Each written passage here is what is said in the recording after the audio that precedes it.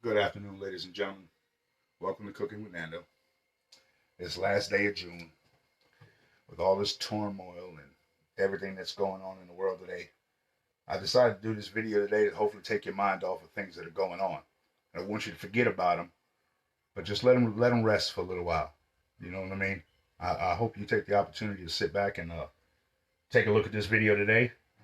Um, Hello, how we doing today? We're going to be doing a stuffed pork tenderloin today.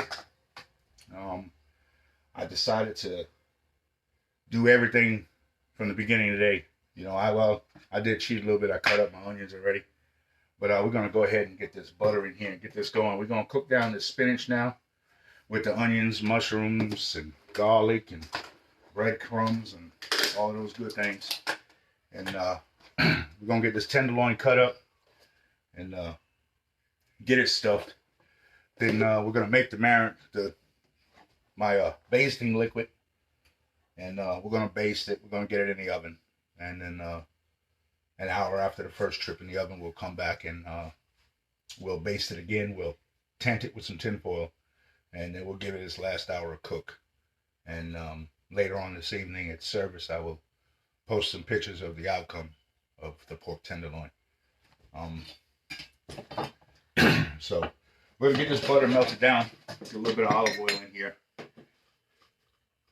We're going to saute these mushrooms. I don't know, I think today we're going to talk a little bit about what's going on. Not about the killings and everything, just about life in general with African Americans today. And I did some fact checks.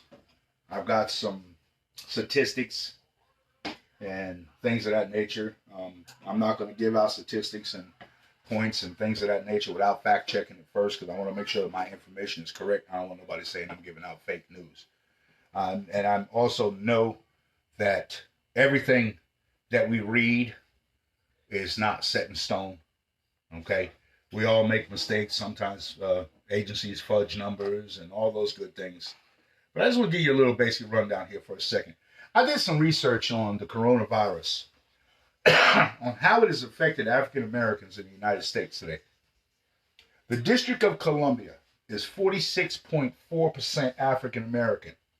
And out of that 46.4% of African Americans in the District of Columbia, 81% tested positive for the coronavirus.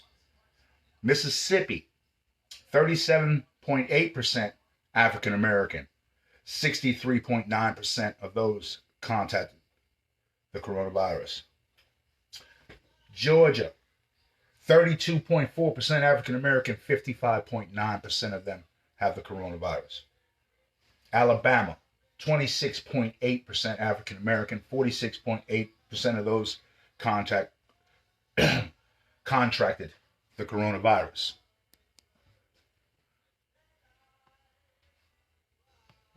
Send it again, boo. South Carolina, 22.2% African American, 37% have contracted the coronavirus. How we doing, everybody? Just giving out some numbers that I researched today, and these numbers here come from the federal government. These are their numbers on their website that I've put down here. And hey, Destiny baby, how y'all doing? Hope y'all doing good. We're going to be doing a stuffed pork tenderloin today. We're going to stuff it with some spinach, onions, breadcrumbs, mushrooms, and I got some leftover bacon from this morning's breakfast I chopped up. We're going to sprinkle that across the inside. Then we're going to tie it up, and we're going to put it in the oven, baste it, and put it in the oven. Let it do its thing for about an hour. Then we're going to take it out and baste it again, and then tent it and put it back in and finish off. How we doing, Elizabeth? I'm glad to see you here today.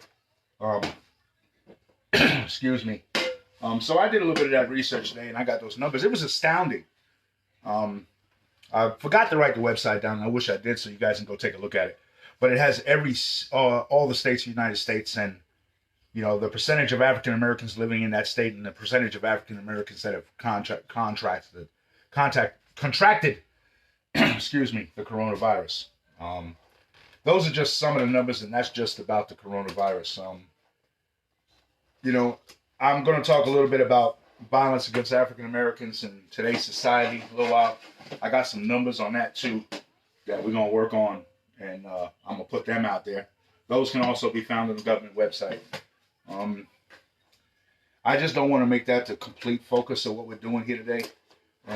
But yet again, you know, I know there may be some folks out there that say, you know, what do I know about racism? You know, I got my pigment in my skin is extremely light. But you fail to realize my birth certificate says underneath race is African American. You know, I grew up in New York in the early 60s. I was born in 63. So, you know, by the time the 70s popped around, I was 7 years old. I didn't understand much of what it was, but I just thought that's the way they treated us. Or treated me. I'm gonna keep this on me and my bouts of racism. You know, I went to high school in the 70s and late 70s, and things were a little rough. You know, we had our fair share of racism, you know, because in my school, you know, the white guys were all in the woods on the gym side of the school, and all the brothers and sisters were on the auditorium side of the school. That's where, you know, they all hung out at. You know, so that we didn't realize it too much then, that we had our own fair share of separation. You know, I guess it was some sort of segregation, you know, that we didn't understand back then, you know, and it's okay. But that's some of the things I've seen, you know, growing up, was that part of racism. You know, I don't know. I don't think it affected me in a way back then because I didn't know what the hell it was, you know. You know, my father being away in the military and protecting the country, you know, so we can have the rights we have today. He wasn't really there to explain most of it. My mother being from Germany, you know, I'm not too sure if she knew too much or the extent of her knowledge of it. You know, I guess she tried to shield us the best she could, but we also knew life was what it was and life was going to be that way. And I guess they knew that. So, like I said, I got this spinach starting to cook down a little bit. I'm going to add my onions. And I've already had some clean garlic that I had in the refrigerator already that I did from another one of my meals that I did. So we're going to go ahead and get this in too with this spinach. Use the rest of it. It's about two and a half cloves of garlic. You know, finely chopped. Get that in there. And I got some mushrooms from the other day that we're going to use. We're going to put it in. I'm going to chop them up just a little bit, get them a little smaller. You know, make it feel like we got a little bit more than what's already in there. But so, you know, growing up like that, like I said, we didn't know much. You know, as we got older, we found out more. But it is what it is. And people say living up in New York, up north, that we didn't have any racism, or, well, they didn't think we did. But people fail to realize some of the first slaves came from New York. You know, they were brought in on the boats and, you know, traded in Manhattan Island in New York. I don't know how many people know that or not, but, you know, everybody thinks slavery was just down here in the South. You know, Manhattan was one of the biggest auction blocks for slaves when they came over here from Africa. Until some folks up there didn't like what was going on, and they said it was easier for them closer for them really, to come from Africa to go straight to Charleston area, where a lot of slave trade took place way back when. So, you know, so we headed up there. It never left. It was just undercover most of the time, I guess. You know, but for whatever reason, you know, that was then. This is now. Today in this society, you know, I got a 20-year-old stepson, which I consider my child, who's in the military now, and he's stationed over in Colorado. And, you know, he has his own car now. And it's a pretty nice, little fancy little Q45. No, Q35, excuse me. He'd probably chew me out if I said that. Yeah, he got a Q35 Sportster. You know what I mean? Young black man, he's got it dressed up. It looks really nice.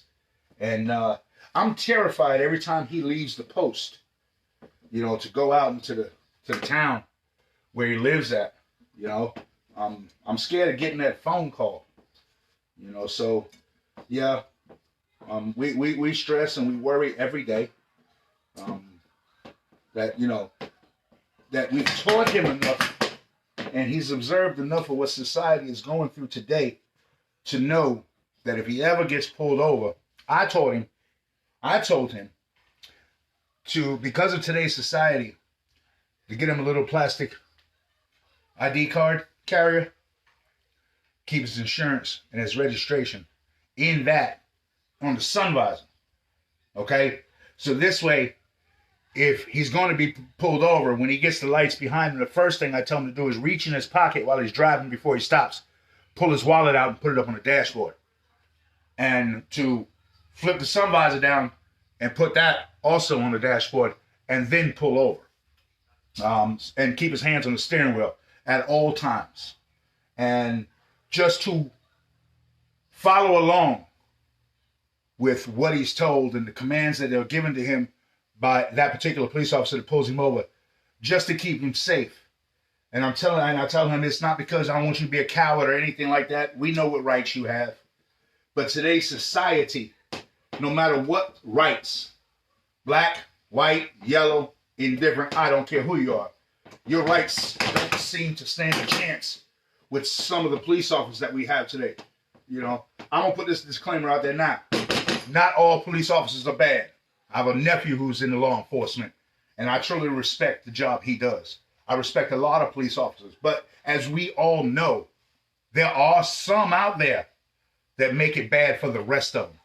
You know, and those are the ones we need to address.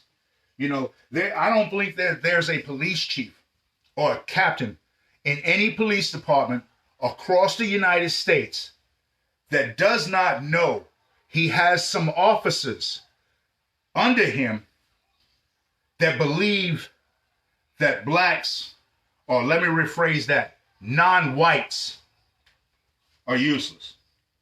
You know what I mean? They have whatever it is that they have, or however it is that they feel about those particular individuals, that they feel as though they don't have the same rights as everybody else. You know, which they're sadly mistaken. We do have those same rights, but if everybody sits back and takes a real good look at what's going on in the world today, it's real obvious that there's a whole bunch of police officers out there that don't think we have rights whatsoever. And that's all good and well. That's what we need to fix. You know, I think if we address those issues, to get those particular men and women in law enforcement off the force, you know, because that's not what they're there for. They're there to serve and protect, not to serve and kill and pick and choose who they do.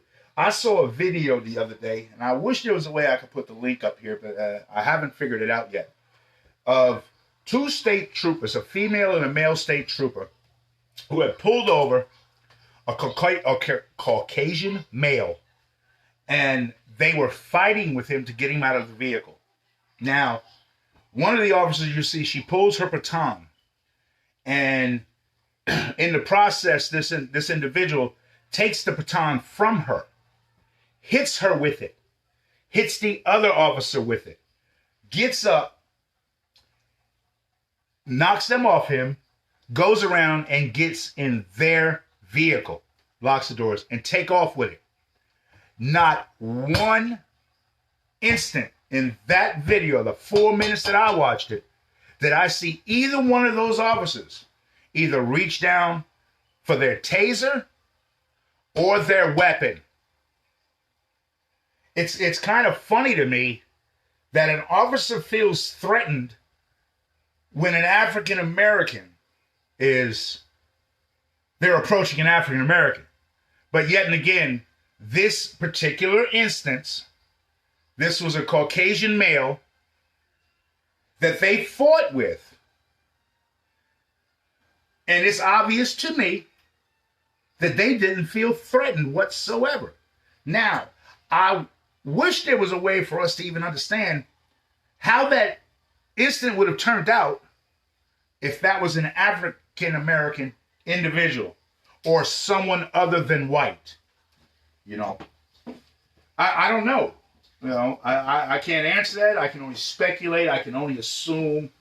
And in today's things that are going on today, I think most of us would assume that if it was anyone other than an African American, we'd had another dead individual on our hands. It's sad. It really is. The things that are going on today is sad. I understand that we need to face this injustice that's going on today, but the way we are going about it, the way they are going about it, those that are participating in some of the antics that are going on, is that you're doing exactly what they want us to do. We're destroying our own cities. We're destroying our own businesses. And yet again, we're crying about cops killing us.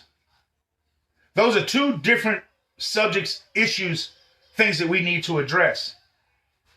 We definitely need to address the injustice that are happening to those other than white people in America.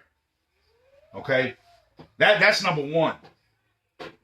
Number two is, man, we black folks and minorities in the United States have worked very hard to get whatever businesses that they do have, and for us to go in and to destroy our own is defeating this purpose. You understand where I'm coming from? That's just my opinion. It's just my opinion. What's up, Larry? Miss Crew? How y'all doing? Glad you can join me. I'm going on a little bit about some of the injustice today that's going on, and I read some numbers earlier in my thing, and I'll repeat a few of them. And in the District of Columbia, has 46.4% population of African Americans. 81% of those contracted the coronavirus. Mississippi, 37.8% African American, 63.9% of them contracted the coronavirus. Georgia, 32.4% African American by population, 55.9% of them contracted the coronavirus. Louisiana, 32.7% African American, 51.8%. Alabama, 26.8% African American by population, 46.8% have the coronavirus. South Carolina, the state I live in, 22.2% African American by population, 37% contracted the coronavirus.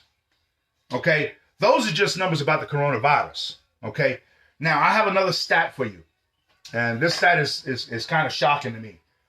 From 2013 till 2019, this is not including what's happened since January of this year up to today. 7,666 people have been killed by the police officers in the United States of America. Now, here's the fact that really that got me when I read it, and I had to read it 3 or 4 times. Only 3% of those killed by police officers in the United States today were non-black. Yeah, let that sink in for a second. 7,666 people killed since 2013 to 2019 have been killed by police officers in the United States of America, and only 3%, let that sink in, people, were non-black. So I did a little bit of math, and I think my math still works. I think my calculator batteries were okay. That tells me that 7,436.2 people that were killed by police officers in the United States of America from 2013 to 2019 were black individuals. Shocking, isn't it? Yeah, let that sink in for a minute. Extremely shocking. The numbers actually baffled me. I really didn't think there were that many. So you take a look at it. How many of them were publicized? You know, we all sit back in our memory and do some guesses. I'm saying about 20 that I can recall that got national news. Okay? And there are probably a lot more of them. Because, you know, states broadcast in their states. And, you know, maybe they were televised and reported that, you know, these individuals were killed by police officers in their particular state. But I'm talking about national news. You understand where I'm coming from? It's ironic that we've lost 7,436 African American men and women to police violence. And I don't know what the numbers are because I couldn't find them. I guess my search wasn't in the right areas to find out how many of those officers were charged, sentenced, and are actually in jail. What's that? No, I'm not kidding you, June, these numbers, I just got them off the internet before I came online. I sat back and did some research, and I fact-checked them. Yeah, it's shocking ain't the word for it. See, now this is what we don't hear on Lester Holt's show and all those other news broadcasters that we hear where they talk about what's going on in America today. I've never heard that number. From 2013 to 2019, I will repeat it, from 2013 to 2019, 7,666 people have been killed by the police in the United States of America, and only 3% of them were non-black. What's up, Brian? What's up, my little brother? Miss you, man. You need to get that car over here so I get them swirl marks out of it. You keep procrastinating that sun all summer long. Gonna show everybody how bad your car is. Come on, see me, brother. But anyway, welcome, Brian. Welcome. Glad to see you here. I'm discussing some of the numbers about what's going on today. In the same process, I just cooked down my spinach, mushrooms, and onions and garlic, and I'm gonna stuff a pork loin with them. In the process of me making this, I was supposed to make my braise liquid. But I don't know, for some strange reason, this thing gets me, man, and I just start talking about it. You know, 7,666 people have been killed by the police in the United States of America from 2013 to 2019, and only 3% of them were non-black. That gives you 7,436.2 people were African American that the police in the United States of America have killed. I could not find the numbers of how many of those officers were charged, sentenced, or doing time. I couldn't find that anywhere. I wonder why. It's bad. It really is. And, you know, I also mentioned earlier, for those that are just coming in, about this, what we're doing. I understand protesting for the injustice that's going on in today's society. I support that 100%. What I don't support is those out there that are burning your own cities down, destroying the businesses that you patronize on a daily basis. It doesn't make any sense. You're doing exactly what they want us to do.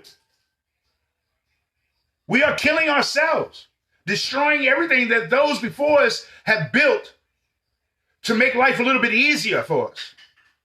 You know, at one particular time, this is a white-owned America. Simple as that. But then, before I go any further, let me put this claim out there. I'm far from racist. I'm both halves. I'm half white, half black, baby. My birth certificate says African American. Okay? So I feel for both sides. Okay? I don't take sides. I take the side of those that I feel are right. Okay? And right now, the things that are going on, it's killing us. It's killing us. And I don't see no solution. We have a leader at 1600 Pennsylvania Avenue that cares for nobody but himself. And right now, I think his whole agenda right now is about getting reelected in November. Excuse me. Him being reelected in November. I honestly think he's going to do whatever it takes to make sure that he wins this vote. And I don't put nothing past him. I'm sorry. I really don't. I don't trust him. I don't think he has the American people's best interests at heart. I do believe he is a self-centered, egotistical individual. And the only way my opinion can change that is if he proves me wrong. I don't think he can prove us wrong. I don't think he can prove any of us wrong. You know, we all know what he really is. And it's a shame that we put him there. You guys didn't get it. Everybody wanted to change. Well, here's your change. This is what you got. I hope you're happy with the choice you made. I know there's a lot of Americans that aren't, but I truly believe that the only way to change the situation that's here is to change the occupancy of 1600 Pennsylvania Avenue. And the only way that that can be done is by Americans today getting out and executing your constitutional right to vote. You hear it from everybody. You hear it from everybody, all the stars and the politicians. I mean, anybody who doesn't like what's going on, you can change it. A gentleman said today, Killer, from Atlanta, in his press conference that they had down there, he said, if you pissed off at the solicitor in your district for putting your boy away in prison for something that he didn't do and you know it was bullshit, carry your ass down to the office and vote his ass out. Beat him up with your votes. Get him the hell out of office. You want to make a change? Get your ass out there and vote. And, you know, a lot of folks sit back, some of the brothers like me and females like me that had those felonies way back don't think you can vote. But let me inform you of something. Let me educate you a little bit. If you have a felony and it's been more than 5 years, you can go down to your county clerk's office, file paperwork to get your right to vote back. So don't sit back and use the excuse, well, I got a felony, I can't vote. Because that's what I thought. That's why I haven't voted. But trust me, I'm going down to the offices when they open up. I just found this information out. Okay? So I'm going to be the first to apply it. And when I do get my right to vote back, I'll post it to show you that what I'm saying is true. You understand where I'm coming from? So we want to change our government. It's up to you. You got the ability to change it in the palm of your hands, man. It takes one finger. Poof. That little button right there. You don't like Trump? Vote for whoever else is running. You ain't got to like Biden. Trust me, there's going to be a whole bunch of people on that little list. You know, there's a whole bunch of independents, liberals, and all that are actually running, you know, from their own little parties here and there. So in your local area, you're going to have a solicitor up there that you don't like, you think he's doing wrong. Somebody's running against that solicitor. Choose him. Vote him out. We sit back and we complain about what's going on with our politicians and our politics and all those things that are going on. We complain about it. Yes, the hell we do. But we can fix it. We ain't got to be stressful. I'm adding my bacon now. See, now I got on this and I get passionate about this and I have a tendency to go on. I forget about what the hell I'm doing. So that's what we got to do. We got to change it. Killer Mike down there in Atlanta, he said it today. He said, you want to make a change? You don't like the solicitor?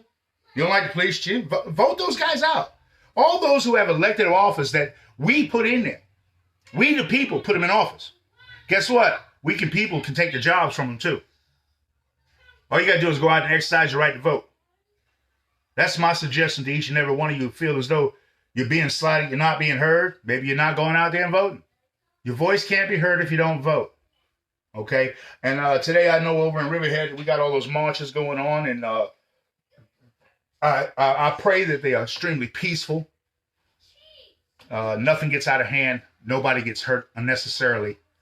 You know, I'd hate to see my little town of Riverhead be destroyed. You know, with riots and fire and all that stuff. We don't have much of the old Riverhead left. You know what I mean? Everything's over on 58. You know, they took all the main stores off of Main Street, Riverhead. You know, the ones we grew up with, you know. Old Carl and Bob's and Sweezy's and, you know, all that good stuff that was down there. That's your Remlands and Woolworth. All them stores are gone. You know, we don't have none of that stuff no more. So Riverhead's not the same anymore. But, you know, I just pray that everything goes peaceful. I pray that the good Lord finds it in those folks' hearts out there in Missouri and where all that rioting and looting and and stuff, burning of businesses going on, I pray that they find some solace in their heart to realize that they aren't doing nothing but destroying their own community. And that's not the purpose of this. It is what it is. All right, let me grab this pork loin. I need to put some gloves on to mess with this tight meat. Oh, goodness. Hang on a second. I got to get gloves out of the room again.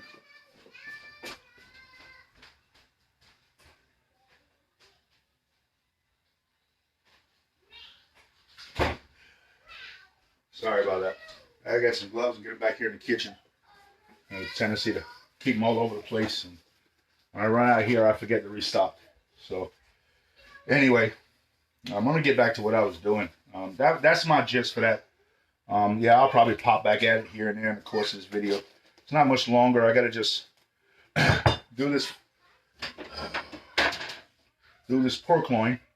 We're going to take this pork loin and I'm going to slice it and open it up, and then we're going to stuff it.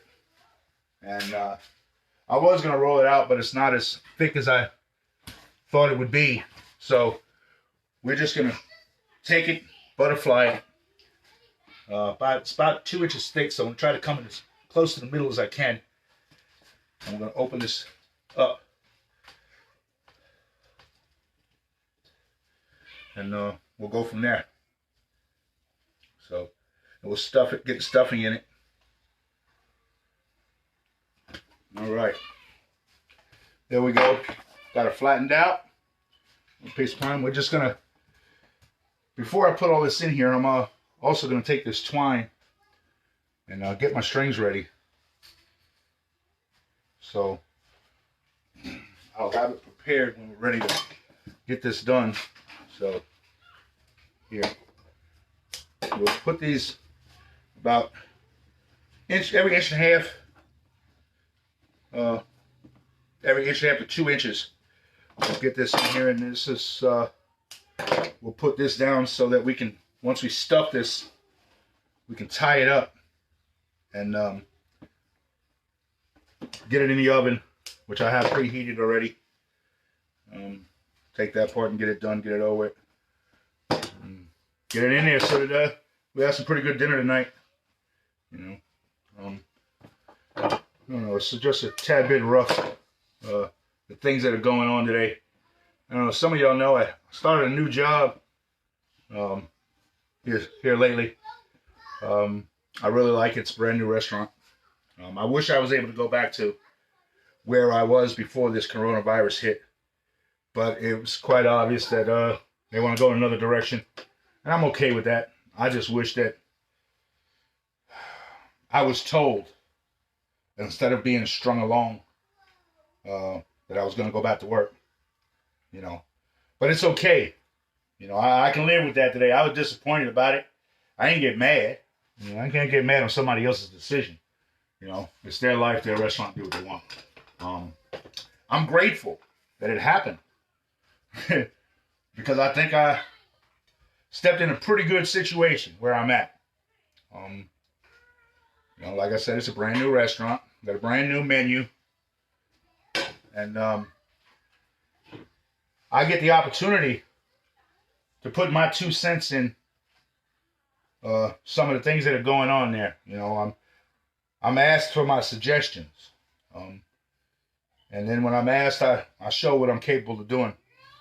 And so far, so good. I've come up where got a couple of the things that I make that I like are actually going to be added to the menu. So, you know, which I like. Change a couple things here and there. Do this, that, and the other thing. And we go from there. But, all right. Got that one tied. Get these out of here. That's one. So, and we'll get this tied up all the way around. And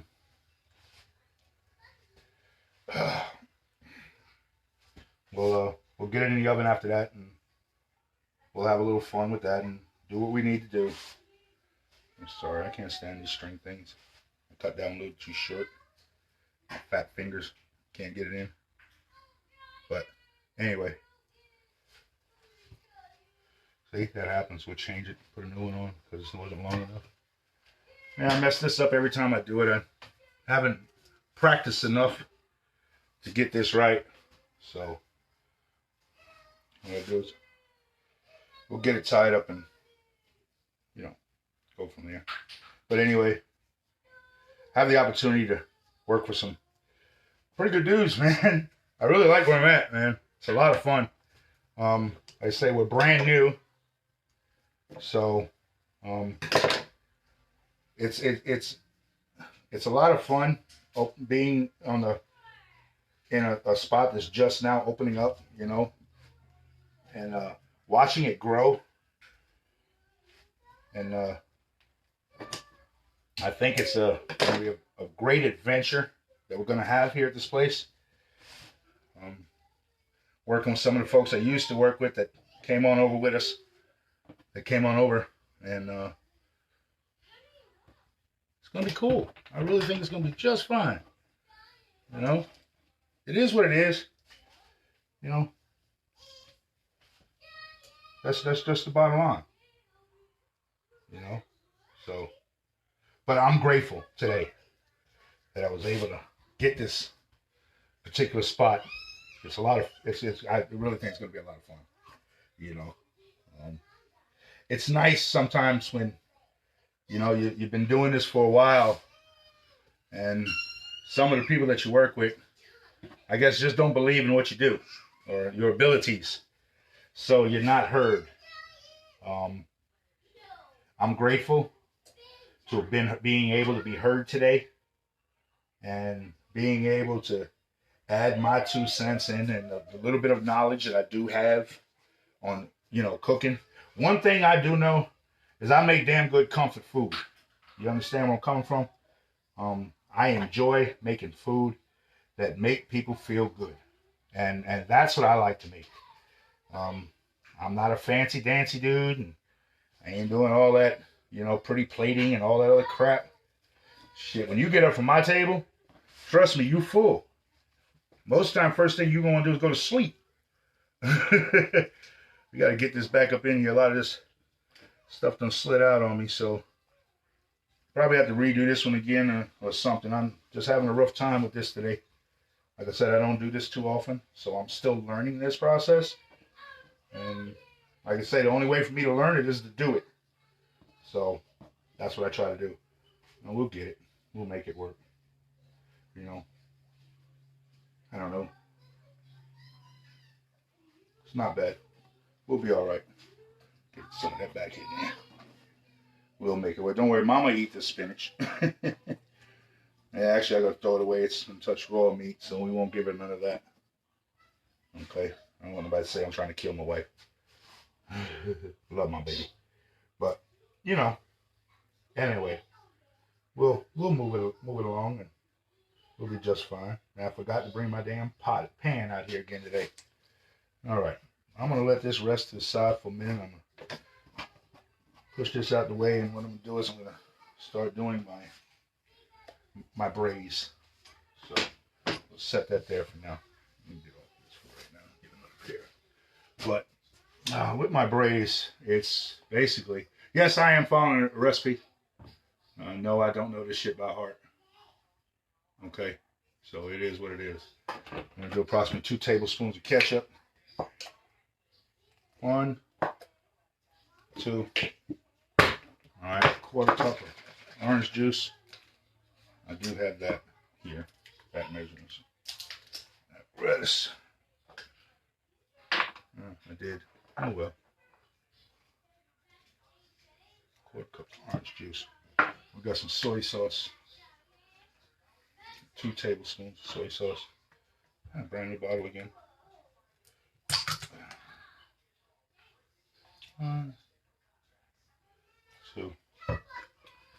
And this is pretty much that.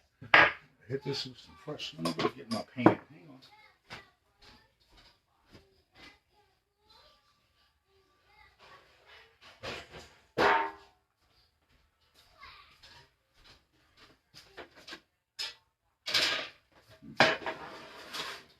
Put this in here.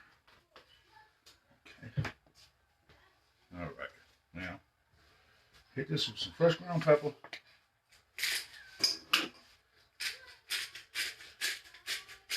You already got the oven preheated at 350.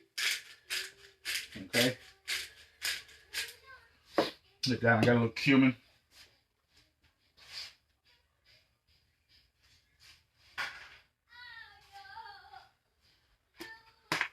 A little sea salt that I like to use.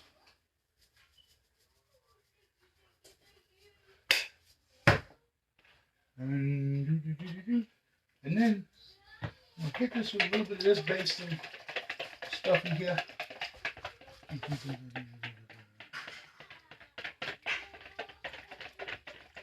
Let me just take a look here. Oh, I forgot my teriyaki.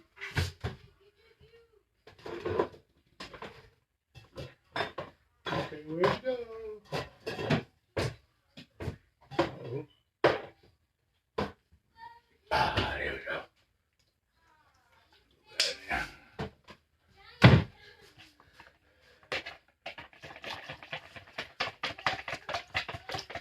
Oh, I'm just going to hit this with a little this for now.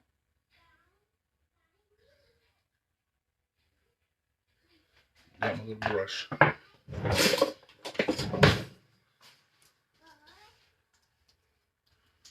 Alright, we're going to get this in the oven. And we're going to let it do what it does. And then 45, 50 minutes from now, I'll come back and I'll baste it one more time. Well, I take some breadcrumbs. Put them over top. About a quarter cup. And that's it. Now we'll get it in the oven for now. And we'll let it cook like that for about an hour, 40 minutes. And then we'll come back and we'll baste it again and put the remaining braising liquid on it that I have. And then 2 hours from now, we'll pull it out and we'll let it rest for a little bit. And then oh, Kim. How y'all doing, everybody? What's up, Michelle? Kimberly? How y'all doing today? Glad y'all could stop in and listen to me rant and rave and all the other good things that's going around today about the things happening today. I'm not happy with what's going on. I know a lot of people aren't. I just wish that we would address it in a different manner. Stop destroying our own neighborhoods and businesses that those folks have worked hard for. We're out there destroying them. Those people that are doing what they're doing are out there destroying businesses that belong to people that had nothing to do with this, which is the part I don't like. You know, I spoke earlier about, you know, the only way that we can make a change in this stuff is to go out and vote. Exercise your right to vote. You know, I don't know if y'all heard it. I was listening earlier today to Killer Mike from down in Atlanta, and he made a statement on television that stuck with me. He says, we all sit back in our particular hamlets, towns, counties, wherever we live, and he used a solicitor as an example. For us up in New York, I'm talking about the district attorney. Okay, you sit back and you watch your homeboy or your homegirl get arrested, charged, and sentenced for something that was unjust or that they didn't do, falsely accused. And you sit back and you say that's a bunch of bullshit and there's nothing I can do about it. Well, there is something you can do about it. When that solicitor comes up, or that district attorney, or whoever it is, your main prosecutor in your town, county, or hamlet, you have every opportunity to change that by going down and beating that individual up with your votes. You know, we change it by voting them out. You don't like what's going on? Exercise your right to vote. Don't complain if you don't vote. It's that simple. You don't vote, you take whatever comes, man, and you live with it, and you suck it the hell up, and you keep moving forward, and you try to survive through it until you make a change. I'm tired of a lot of people complaining about this, that, and the other thing, and they don't even exercise the right to vote. I was under the impression that with a felony you couldn't vote. Your right to vote was taken away from you when you got a felony. But I've come to find out through some legal resources that if you had a felony after 5 years, and I may even be wrong, but I know that that's what it is here, where I'm at in South Carolina. That after 5 years, you can go petition your county clerk or particular office that you need to go to, voting office, to get your right to vote back. Okay? So I'm going to do that once the offices open up here. I'm going to go down and I'm definitely going to see about getting my voting rights back. And when I do, I will post whatever documents they give me stating that I have a right, that my right to vote has been reinstated. I lost that right to vote by the decisions that I made. And I'm okay with that. I don't complain about the office, to the extent that, well, I wish this, I wish that would happen. Yeah, I don't like what's going on. So, yeah, I voice my opinion on it. But I also know that for that to change, we got to go out and vote. We got to change the occupancy, in my opinion, of 1600 Pennsylvania Avenue. It's time for a new resident. Because the person who's the people that are occupying that residence that we pay for, my tax dollars pay for. You know what I mean? Our tax dollars provide the individuals who are in 1600 Pennsylvania Avenue with a place to live for free. Damn, I struggle to pay rent. I know a lot of y'all out there do too, but it is what it is. And if I want to change that, then I need to vote. Hopefully, this process will be completed before November, and I'll be able to vote. If not, next time come around, I'll be able to exercise my right. It's okay. It'll be all right. We'll continue to move forward in life and do what we can and what we have to do to continue to survive. Yeah, I know that's what I'm going to do. I don't like what's going on, and the only way to fix it is to change it. So, that's all I got on that one. I need to clean up. Wifey cleaned the kitchen for me before I started this, so I just got to make sure when she come back in here, it looks the same way it was when I came in here. Now, I can't leave them dishes in the sink. I don't want to get beat up today, but it is what it is. I don't know. Experience, strength, and hope for the day is to continue to do the next right thing. Keep your head where your feet are. And think a process through before you make a decision to do something that you know may be a detriment to either you or your family or those around you. I pray that each and every one of us makes smart decisions in life. And remember, the decisions that we make don't only affect us, it affects those that are around us. A lot of times things happen to me that I was okay with, but I wasn't okay with the ramifications that it affected the people that were around me, those that love me. So today I try not to make hasty decisions. I try to think most of my decisions through and talk it over with my better half. And, we try to come to some applicable understanding or a decision of what it is, the next step that we're going to take in most of the ventures of our life. I don't do nothing without talking to mama first. I don't give a damn what nobody think. You damn right. This is a 100-100 relationship I got with my wife. You understand where I'm coming from? She know everything. I don't hide shit from her. You know what I mean? I don't do nothing without talking to her about it. Not saying that I stop in the middle of the day when I got to decide to do something and she at work and I'm going to ring her damn phone up until she answers to ask her if it's okay if I do it. I'm going to make my decisions I need to make during the course of the day that I need to make for me and for what's best for my family. But I know my wife believes and trusts in me and knows that I'm not going to do anything or make any decisions or that's going to affect us in a negative way whatsoever. You know what I mean? I'm tired of struggling. Like I say, I'm getting to that. As my son said it, I was halfway there on my 50th birthday. So I'm on the other side of halfway there now. I'm knocking on 60 soon. You know what I mean? At 3 more years and I hit that 60 mark. I don't want to work as hard as I worked all the way up to now. When that time come around, I want to sit back and try to do a little bit easier.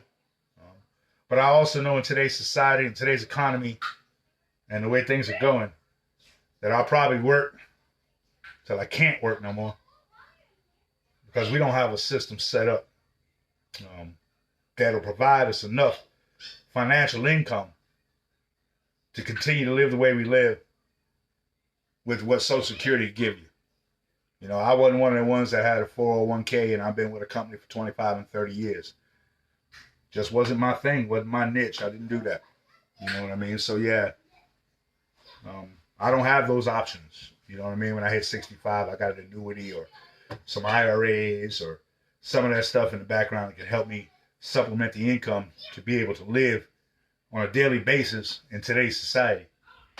So I got to work hard for a little while longer, and hopefully be able to sustain life in a reasonable manner when the time comes. Now, I'm very fortunate that within the next few years, I'm actually going to own the home that we live in. We've been purchasing it now for the last 6 years on a lease to own. And we're coming to the tail end of that lease, 3 more years to go, and this one belongs to us. So I won't be making the landlord any richer than what he already is anymore. I'll have some equity in my home, and, I won't have to worry about a monthly mortgage payment and things of that nature. So it's going to free up a little bit of money, and we'll be able to do some of the other things that we want to do. To be able to rest or not work as hard, for those latter days of our life. Well, folks, that's it for me today.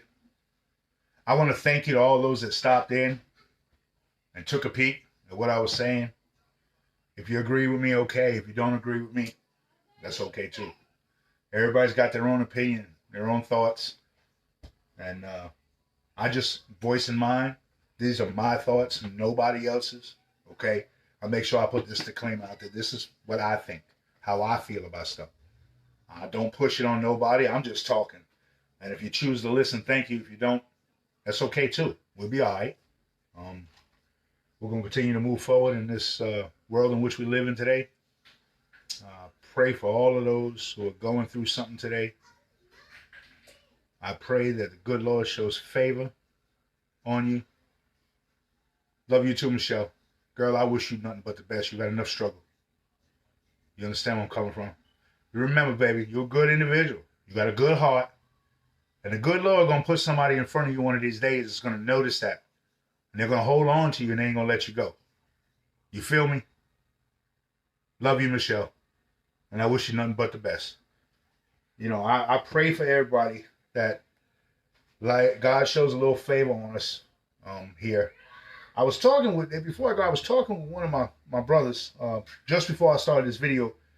I was going to start it, and he called me and told me he was on his way, so I paused it. We went out, we had a conversation.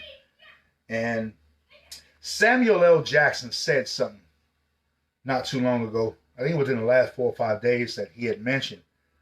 And we take a real good look at what's going on in today's society, where all this racial tension is going on, and over whites killing blacks or police officers killing blacks. No matter how you label it, people of authority disrespecting American citizens, no matter which age, race, creed, color, gender, don't care. I'm talking about everybody. How our people in authority think this is martial law and they can do whatever they want and they can get away with it. Well, society has proven that a lot of them are getting away with it.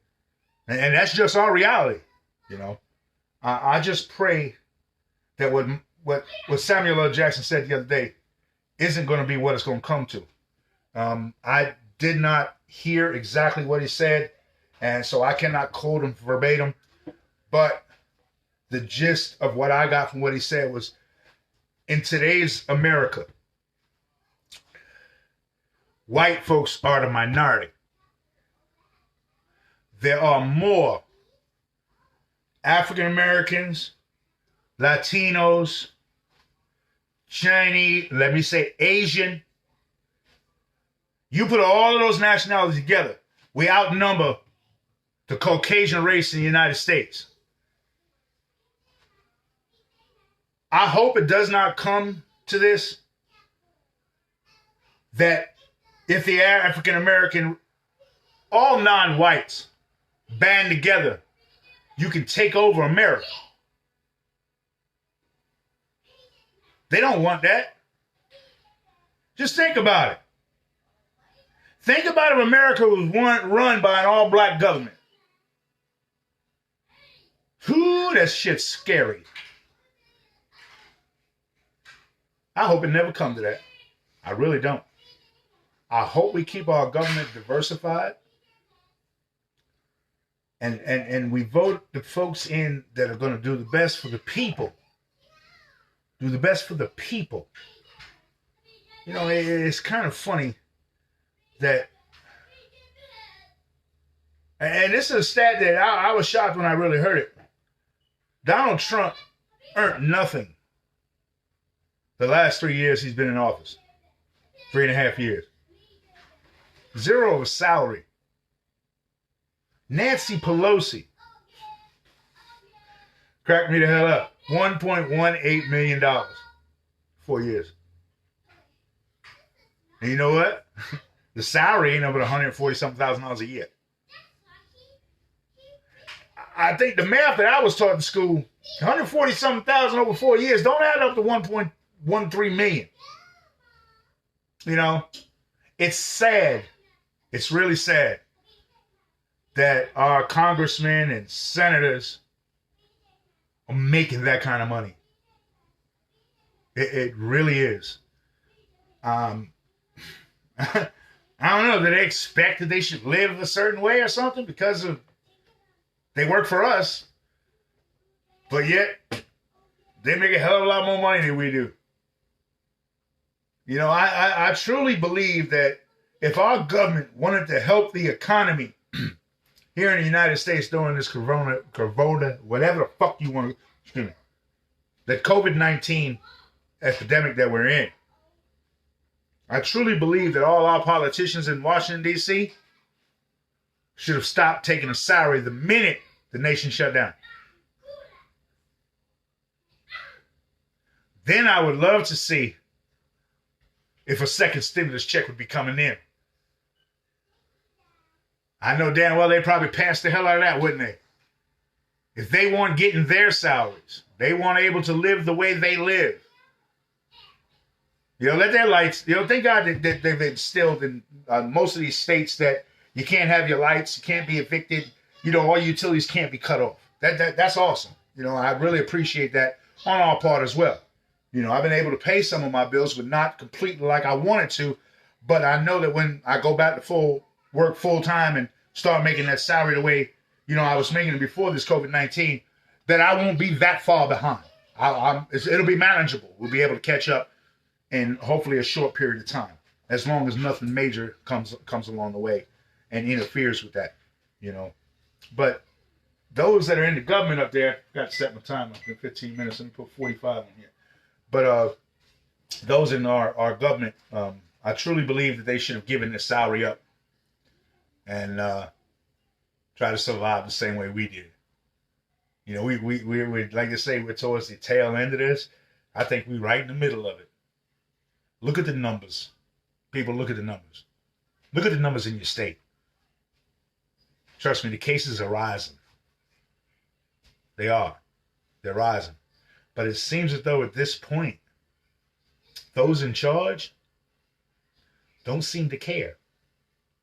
They're going to ride it out. Over 100,000 Americans died from COVID-19. You know, and the number is constantly rising. You know, I pray that the good Lord shows some favor and some mercy on us and helps us end this COVID-19 so that we as a people can get back to rebuilding what it is that we had before COVID-19 started, it's going to be a long road. It really is. I think, honestly, it'll take anywhere from 2 to 5 years for us to get back to some sense of normalcy, you know. But it's okay. We're going to be all right. We're breathing, somewhat healthy. We don't have COVID-19 in this house, so that's a blessing in itself. With that, ladies and gentlemen, I wish you all the best. I pray for each and every one of you that the good Lord shows favor on you, keeps you and your family healthy and safe. Until next time, be blessed. This was Cooking with Nando. Y'all have a blessed afternoon. Peace.